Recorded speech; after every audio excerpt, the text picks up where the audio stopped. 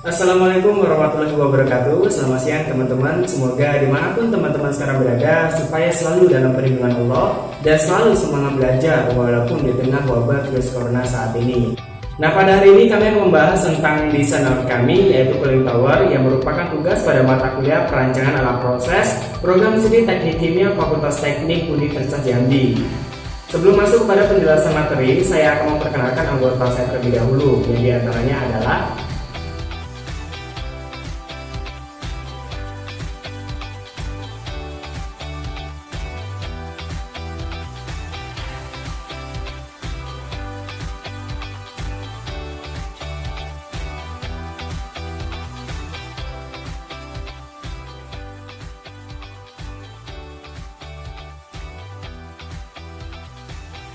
Menara pendingin merupakan penurun panas yang melakukan kontak langsung dapat menurunkan temperatur secara drastis. Umpan masuk menara pendingin biasanya dialirkan melalui pompa sentrifugal untuk menaikkan air ke atas menara. Toleransi temperatur menara pendingin biasanya disebut range dan approach.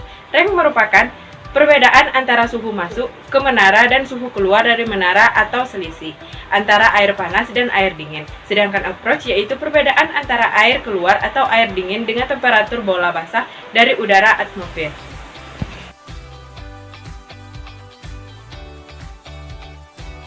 Menara pendingin secara garis besar berfungsi untuk menyerap kalor dari air tersebut dan menyediakan sejumlah air yang relatif dingin untuk dipergunakan kembali di suatu instalasi pendingin. Atau dengan kata lain, menara pendingin berfungsi untuk menurunkan suhu aliran air dengan cara mengekstraksi panas dari air dan mengemisikannya ke atmosfer. Menara pendingin mampu menurunkan suhu lebih mudah dibandingkan dengan peralatan-peralatan yang hanya menggunakan udara untuk membuang panas.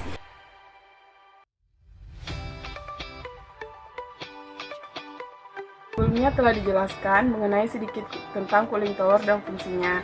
Kemudian saya akan menjelaskan bagaimana cara kerja dari alat yang sudah kami lakukan. Air panas akan dipompa menuju cooling tower melalui selang. Kemudian air panas yang telah keluar tersebut secara langsung melakukan kontak dengan udara sekitar yang bergerak secara paksa karena pengaruh dari kipas yang terpasang di atas cooling tower. Setelah itu, air mengalir jatuh ke bahan pengisi pertama. Pada kondisi ini, sebagian kecil air akan menguap ke udara. Setelah air mengalir pada bahan pengisi pertama, air akan kembali mengalir jatuh pada bahan pengisi kedua. Air yang telah mengalami penurunan suhu akan ditampung di tempat penampungan air. Kemudian saya akan menjelaskan bagaimana komponen dan konstruksi pada cooling tower yang telah kami desain. Adapun komponen penyusun pada cooling tower diantaranya adalah hidrometer, termometer, drum, ember, selang sprinkler, pompa, besi siku, seng, baling kipas, dan motor penggerak. Sedangkan untuk konstruksi pada cooling tower secara umum berdasarkan alat yang telah kami desain, yang pertama ada kipas. Kipas merupakan bagian terpenting dalam cooling tower karena berfungsi untuk menarik udara dingin dan mensirkulasikan udara tersebut di menara pendingin untuk mendinginkan air, di mana kipas digerakkan oleh motor penggerak. Yang kedua, ada selang sprinkler, di mana selang ini berfungsi untuk mensirkulasikan air secara merata pada menara pendingin atau cooling tower, sehingga perpindahan kalor dapat dilakukan secara efektif dan efisien. Selang sprinkler dilengkapi dengan lubang-lubang kecil untuk menyalurkan air.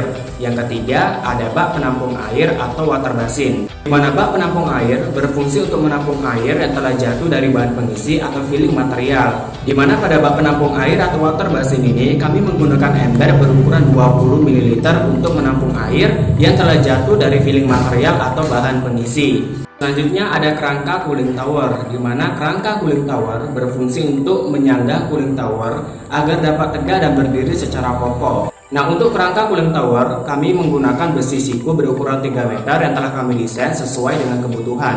Selanjutnya ada lubang udara atau inlet louvre, di mana lubang udara ini berfungsi untuk masuknya udara melalui lubang-lubang yang ada. Selain sebagai masuknya udara, inlet louvre atau lubang udara ini berfungsi untuk melihat bagaimana kualitas dan kuantitas air yang akan didistribusikan. Dan yang terakhir ada bahan pengisi atau filling material, di mana pada bahan pengisi atau filling material ini kami menggunakan dua bahan pengisi.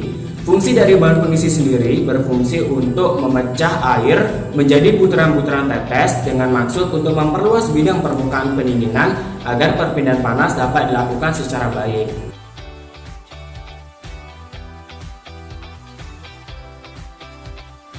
Dalam pengukuran variabel cooling tower yang kami desain, terdapat variabel pengukuran udara masuk dan udara keluar, pengukuran variabel suhu masuk dan suhu keluar. Variabel ini diukur berdasarkan range dan approach pada cooling tower yang kami desain.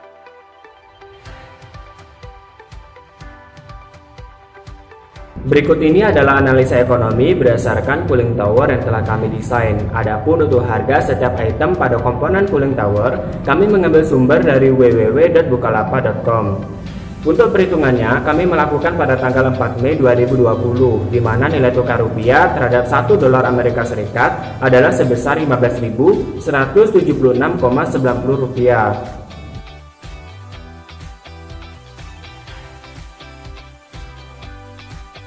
Adapun rancangan anggaran biaya total keseluruhan untuk mendesain alat pendingin cooling tower berdasarkan perhitungan analisa ekonomi yaitu sebesar Rp768.663. Adapun masalah-masalah yang sering terjadi pada cooling tower diantaranya adalah terjadinya korosi. Peristiwa korosi adalah peristiwa elektrokimia, di mana logam berubah menjadi bentuk asalnya akibat dari oksidasi yang menyebabkan penipisan dinding pada permukaan cooling tower, sehingga dapat menyebabkan keropos pada dinding cooling tower. Kemudian terjadinya fouling. Padatan yang tersuspensi di dalam air pendingin jumlahnya bisa bertambah atau semakin pekat, karena partikel-partikel yang ada di udara bisa terjaring oleh air di dalam menara pendingin. Dan yang terakhir adalah pertumbuhan lumut dan mikroba. Mikroorganisme yang berasal dari air baku atau yang terjaring dari udara pada umumnya memperoleh suasana lingkungan sesuai dengan cara pertumbuhan mikroba, suhu yang lebih hangat, dan pada aliran air pendingin biasanya banyak nutrien sebagai sumber makanan atau substrat bagi pertumbuhan mikroba. Nah, kemudian kita masuk ke perhitungan kinerja desain cooling tower. Di sini kita dapat mengasumsikan angkanya terlebih dahulu, sehingga diperoleh nilai rata-rata dari data pengukuran adalah sebagai berikut. Nah, kemudian untuk mencari nilai rank, approach, dan efektivitas desain cooling tower, kita dapat menggunakan persamaan sebagai berikut. Kemudian setelah angka-angka tersebut dimasukkan ke dalam persamaan, sehingga dihasilkan hasil dari masing-masing persamaan. Untuk perhitungan lebih lengkapnya akan kami tuliskan pada makalah yang telah kami buat.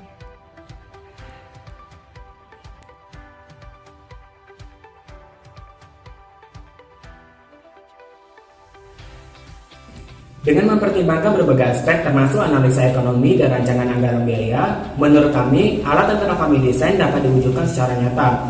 Selain aspek analisa ekonomi dan rancangan anggaran biaya, ada beberapa aspek yang menjadi dasar kenapa alat yang telah kami desain dapat diwujudkan secara nyata. Di antaranya adalah alat-alat yang kami gunakan dalam mendesain cooling tower dapat dengan mudah didapatkan di pasaran dengan harga yang relatif lebih murah. Kemudian, alat ini mudah untuk dirangkai, serta cara kerja dari alat ini sangat simpel sehingga mudah untuk dioperasikan.